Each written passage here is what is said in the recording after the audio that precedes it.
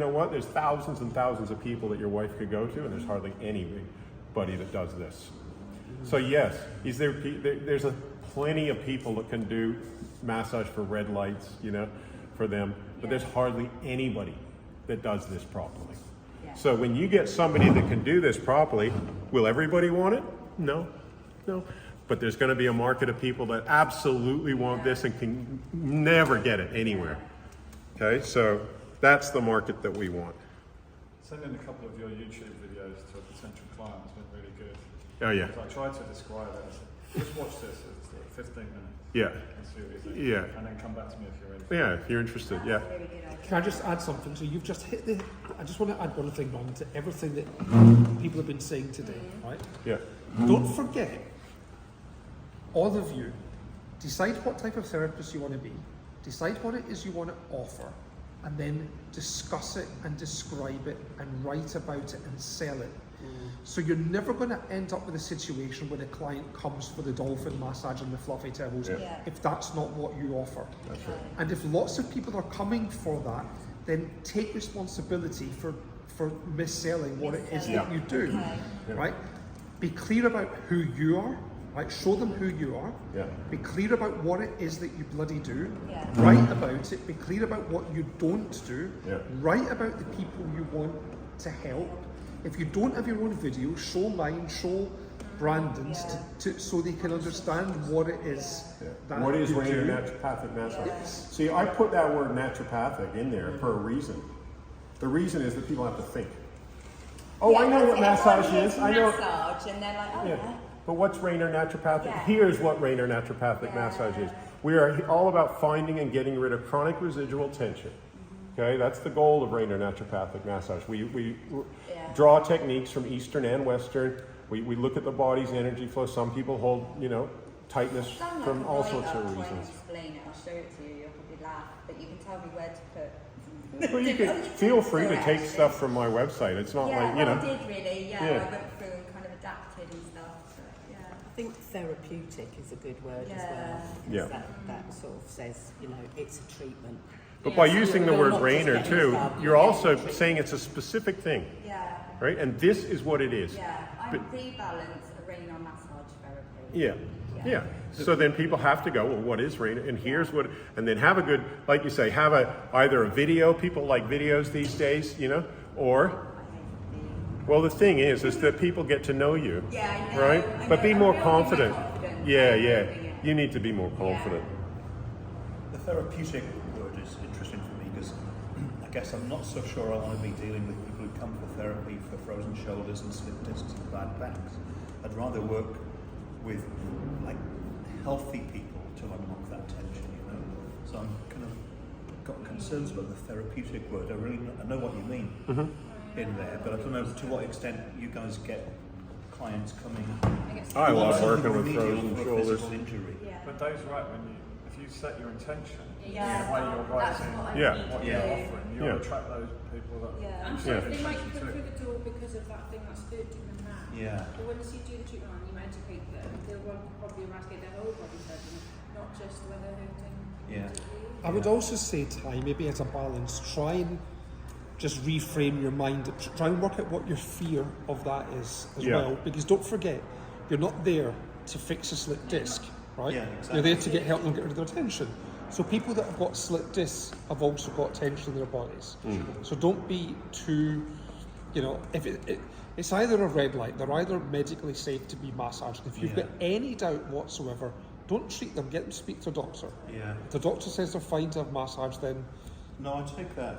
It's more like if somebody's just coming because they want to get fixed for one malady, I'm not as interested as if they're coming to work with that underlying tension and of course. soul stuff. Yeah, but Re-educate because everything's connected. So even if they've got a frozen shoulder, that could be emotional, it could be somewhere else in their body. So Frozen shoulders are almost always from the hands. But they can be from the foot joining up through here. But most of the tension is here, which is coming from the hand. So, but again, green light. Are they a green light? If I explain, if somebody's got a frozen shoulder and I go to them, can you feel this? Can you feel, yeah. And I go, well, that's coming from here. And if they go, oh, cool, then great, I'm willing to work on it. If they go, oh, no, just work on here, then I'm not willing. I'm not willing for them to tell me how to work because I could cause bad pain, then they could blame me for it, right? So I like working on frozen shoulders that are green lights, and that are willing to kind of go, yeah, this is the way we're going to do it. Stop trying to control the treatment. Let me do That's it. the Shut up and difference. breathe. You know, It's the frozen shoulder who's a green light. That's the difference. But I had Yeah. a phone call this morning where we were here, new booked in, and I explained to the lady, but just so you understand, because she said I got a bad back, so upper or lower, oh, just it hurts, okay. Just so you understand, I'm not the one treating everything. I diagnose you, we have a treatment plan, it's not going to go in one session. this is letting go nicely now. Just needed that bit of gentle persuasion. Explain, it won't I'm not somebody who can have an hour, I think I've got 3 months time. So again, just holding bits of the bands that are tight, seeing if they're going to let go. You know, I feel like I got, oh, that was cool. A good chunk of tension out of his fingers, but not completely. So I'm not expecting a complete release, but I'm expecting significant release because I got significant. And again, I'm just pulling that arm slightly, giving it a little, and then holding there and letting him breathe into that. So he was quite sensitive in there before.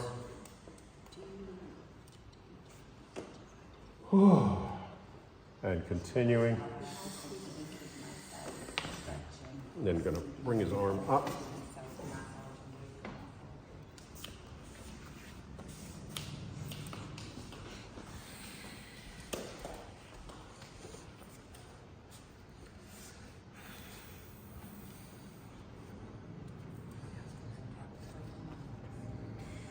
So it's relatively simple once you've done the fingers. It's just coming up on the bands, holding them, moving them, rubbing them over, you know, then moving the joints into, you know, so I want to move the shoulder, bring it into a full range of motion if I can, seeing where he's still tight, seeing what's holding on, but not going hell for leather because I know I haven't fully released his fingers.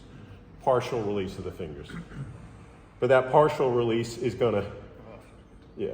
See, this feels good now, whereas it wouldn't have felt good before. It would have felt like it's bad pain. Okay, and even in here where he's really, there's something really going on in here. And again, just going slow. I'm going what? Yeah, that'll go into here. Yeah. But there's 2 bands that feel quite tight here. And those are, again, from those middle fingers. And this just feels like it's been tight for a long time. And so we'll just see what we can do for that.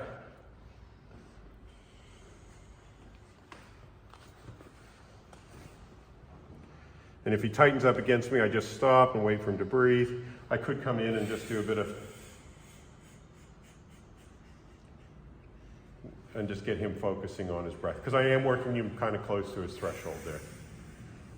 Okay, and I can just be a little bit more patient and come back down.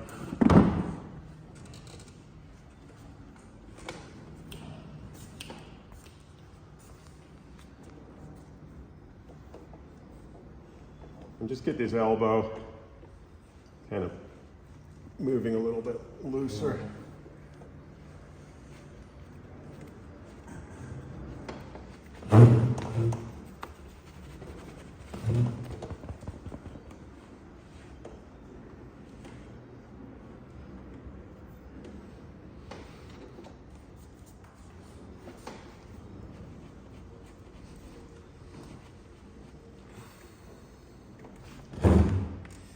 Another little click of the wrist. Holding these pressure points here while stretching his hand because they're still a bit charged. I'm just coming down again and seeing if I can get a little bit more out.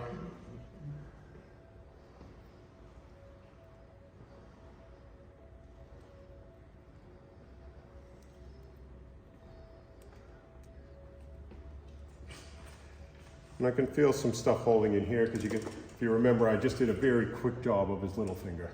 And that's showing. It's still feeling like it's a bit tight. So then I go, okay, time to come back to that. So now in my mind, I just set the goal, because it's been a long time, I'm not going to try and do, you know, his other hand or his foot. This is enough for one treatment. Once I get this done, I just want to do a good job while I'm here, and then I'd get him to come back for another one. It's good to do a bit of if he prefers having his arm up in the air, just follow him a bit, you know? Well, as long as he breathes. Most of his body's been leaving the table for the last half hour. I'm just holding that, trying to work it at about an 8 or 9. How's that, Dave? It's about an 8 or 9. Yeah.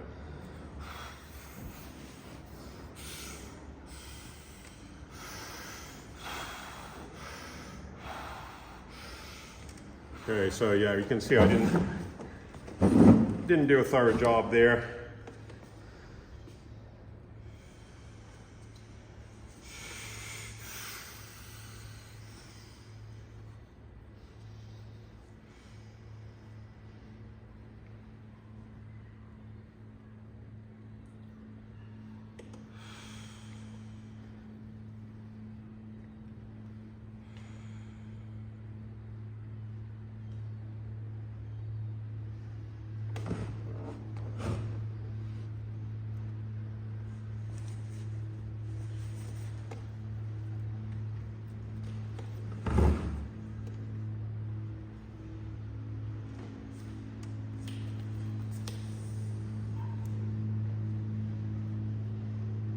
So that's the upper little finger band here.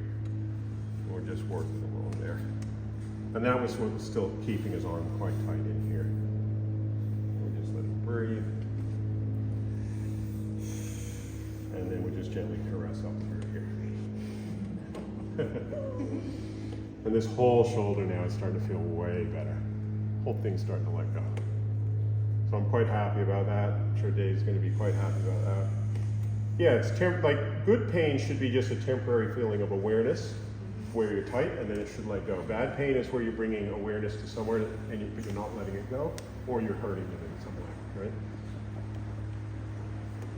So a person gradually starts, it's not like you love good pain, but you appreciate the fact that it's releasing, right? Yeah, you know it's doing You know it's doing good, okay? And that's just a sign of a green light.